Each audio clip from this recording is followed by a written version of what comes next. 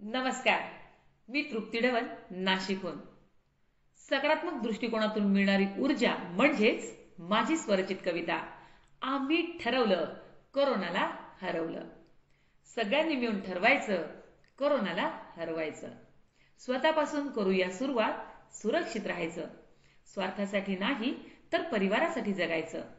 उगाच मनाशी बाळगून भीती झुरत नाही बसायचं. मास्क घालून, सॅनिटायझर लावून सुरक्षित अंतर ठेवायचं.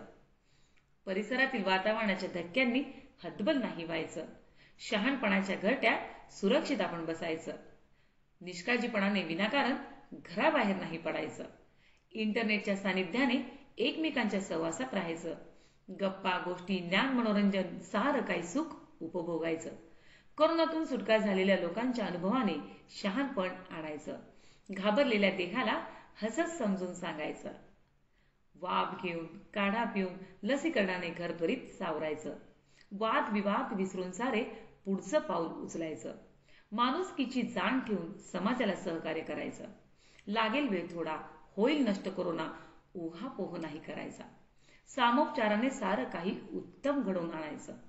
भविष्यातील चिंतांना वेळीच आपण आवळायचं. अनेक विविध समस्यांवर कार्य करत राहायचं. उद्भवणाऱ्या प्रश्नांवर तोडगा काढत जगायचं. उरलं सुरलं आयुष्य मजेत सुखाने घालवायचं.